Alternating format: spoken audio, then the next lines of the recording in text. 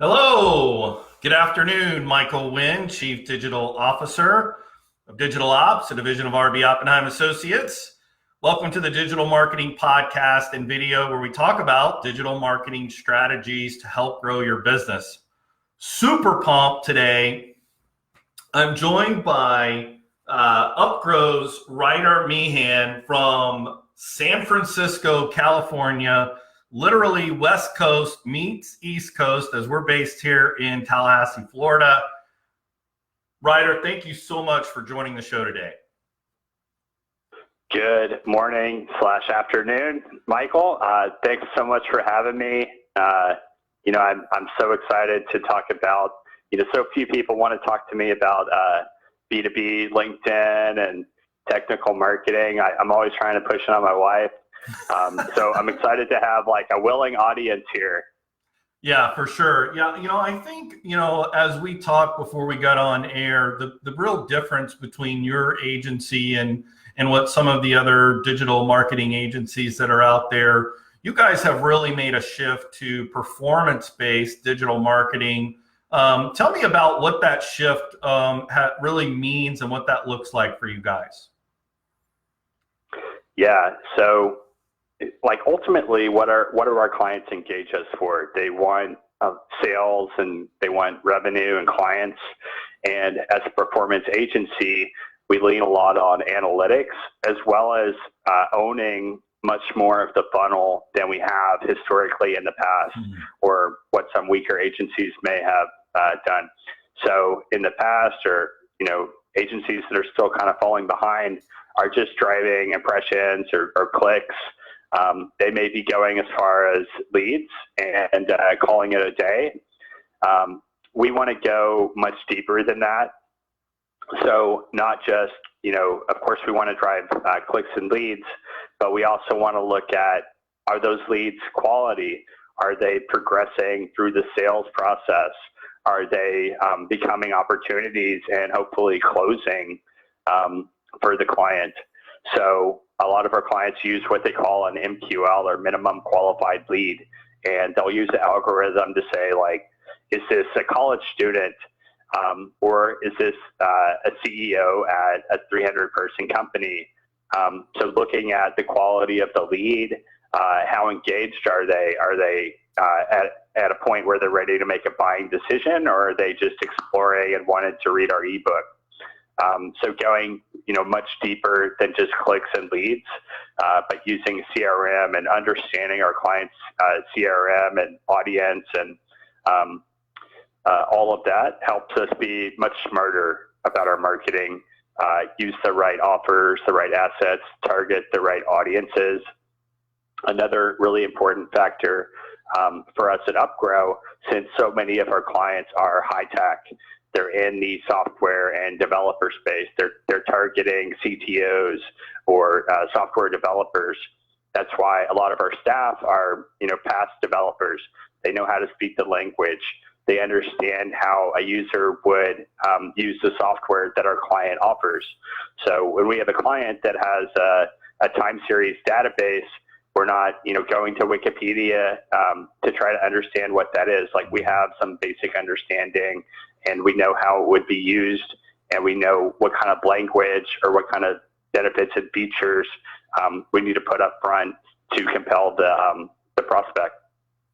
Yeah, I definitely think that that agencies, let's be honest. Most of the digital agencies who are in the space right now they were either marketing or advertising agencies whose clients were like, traditional media is overpriced, or is just not within reach of their budget.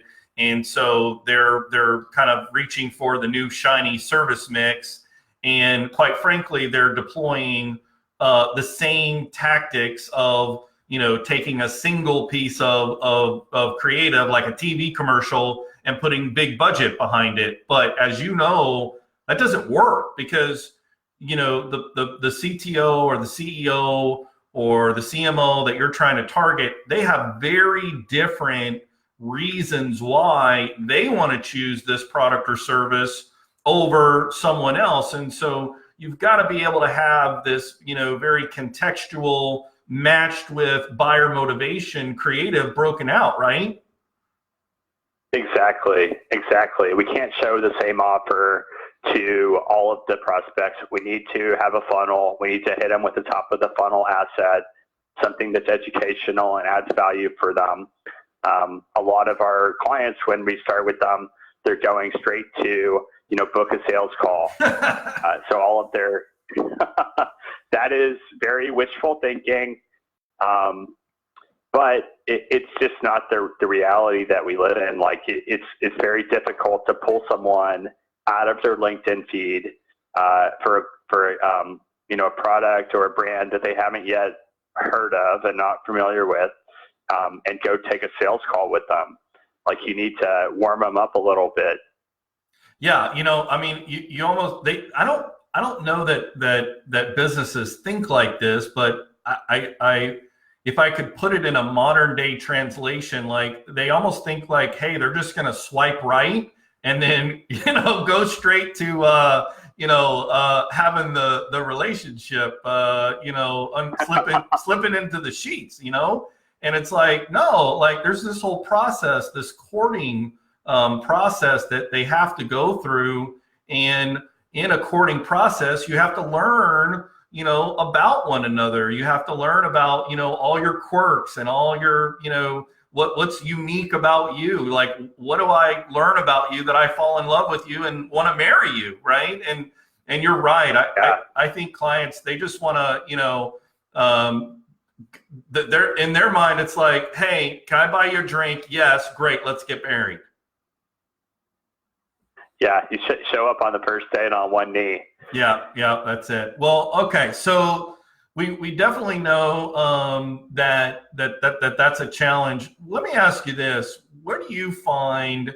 Do you have to kind of coach and counsel, clients to kind of help them give you and maybe collaboratively come up with the creative that really kind of goes to, okay, what's the motivation? What's the moment that we can capture for that audience, that we can put ourselves in that moment and then come up with the creative so that we can connect? Do you feel like they have that, or is that part of the value that your team brings? I think it's always a collaboration. They're always going to know their client and their product at a very deep level that we can, as an agency, benefit from. So we don't want them just toss us the keys to the marketing department and walk away. We want to have them like very involved, giving us feedback. We want to look at their client list. What do those people look like? What industries have they in? What are their job titles? How long have they been in the industry? And we can mirror that in our targeting on LinkedIn or on other platforms. I will say that clients are very willing to make these adjustments once you bring it to their attention. Like, hey, like we don't take them straight to the sales call. We take them to an ebook. We take them to a report or a webinar, and that's very logical when somebody kind of explains it to you. And so now, so does your agency, like, do you do multiple formats? Will you put together a short video, do visuals, do long form written, or does the client sometime provide that? Like, what is the most common scenario there with assets and creative? Yeah, so because a good number of our clients are technology and software based, there's like O'Reilly reports are really big, Gartner reports. The market really wants these because they're quite expensive if you were to buy it. So if a client offers it for free, then most of the people are willing to give up their email and phone number to get access to it. If we can come up with a compelling webinar, that's also really a good approach, because not only are you giving them an ebook, but you're actually like getting kind of FaceTime with them.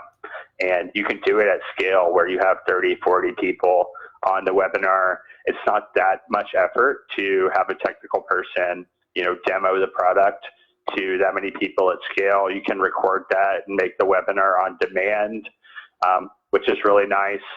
So in our space, probably the most common have been ebooks and reports or white papers. So sort of like a PDF download format. On the landing page, we like to use Unbounce, which is makes it really simple for a marketer to design, deploy, and test landing pages quickly versus having to code it and then make it look good responsively. So the platform makes it super easy to create and test different offers and messaging. And then in terms of the offer, like I said, ebooks, reports, and then what we'll typically do is have the webinar as kind of a mid-funnel offer. So you've got the ebook. We don't want to just keep showing you our library of ebooks in the creative. We want to move you deeper through the funnel, so you're not just building a library of ebooks. So you get the ebook. The next thing we're going to start hitting you with is creative for a webinar or for a sales consultation, and keep you progressing that way.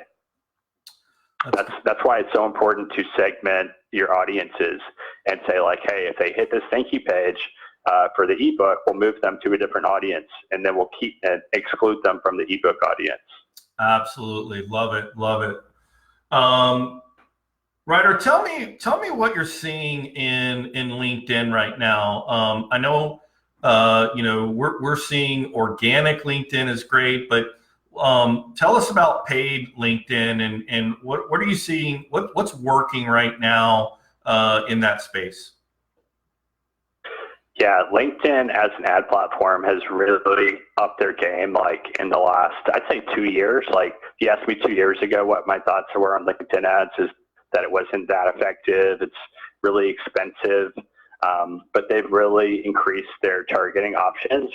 And I think the number of users on LinkedIn is also increasing.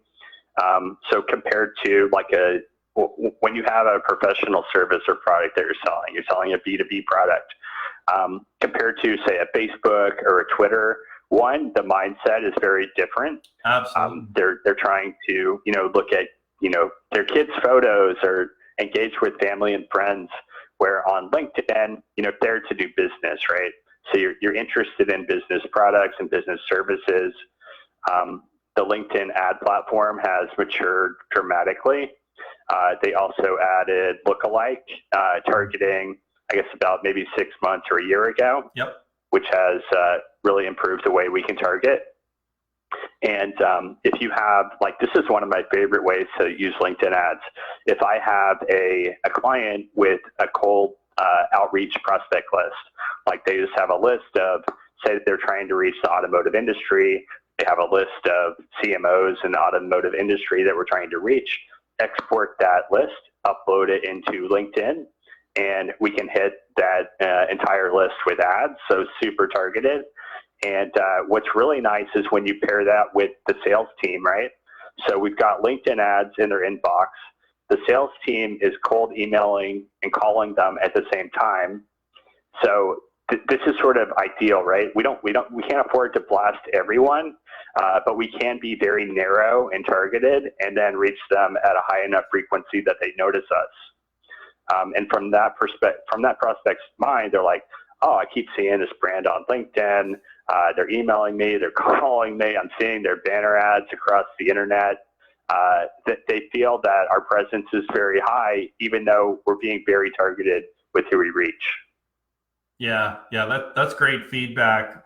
Ryder, I think if you were to try to, obviously being in San Francisco, Silicon Valley, SaaS business, is very, very strong there. What other verticals do you find yourself working with? And specifically in those other verticals, are there any nuances that you see are really working well for that particular segment that you might mention? Yeah, that's a good question. So I think LinkedIn is really ideal for the B2B or high ticket sales. The CPCs that you'll find on LinkedIn are pretty prohibitive if you are selling like a $50 product, in my opinion. If you're selling like a $5,000 product or $100,000 product or service, it's much more appropriate. If I'm selling a $50 product, or like we have clients that sell mattresses or sell other e-commerce products that we wouldn't really think of LinkedIn for them.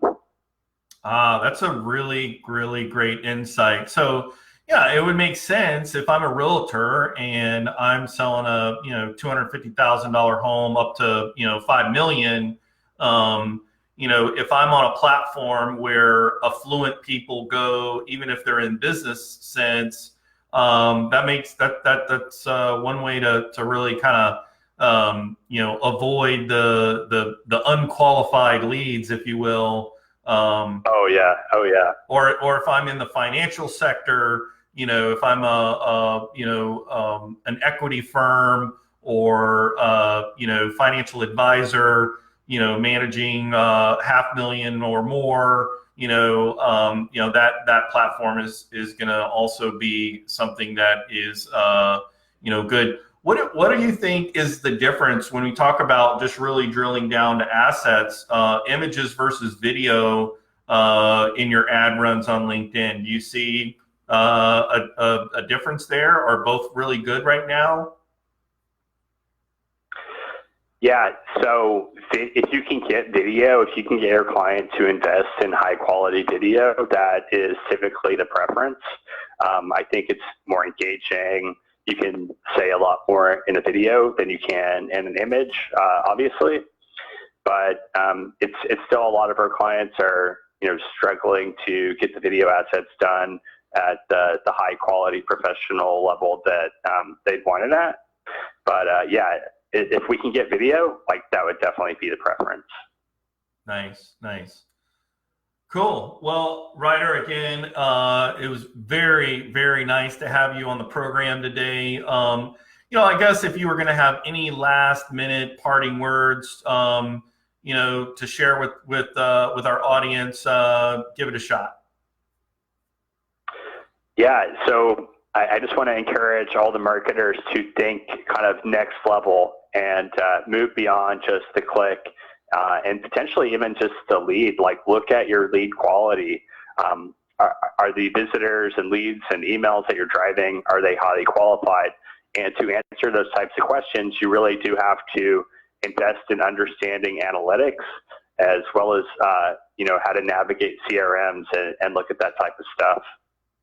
That's great. Well, guys, thanks again for tuning in. Again, my name is Michael Wynn. I am the Chief Digital Officer of Digital Ops, a division of RB Oppenheim Associates. Once again, thanks for joining us this week. Ryder, thank you again for jumping on the call. I hope you have a great weekend, and I hope 2020 is prosperous and you continue to upgrow your business. Have a good one, man. Thanks for joining. Thanks for having me. Appreciate it. All right, buddy. Take care. Take care.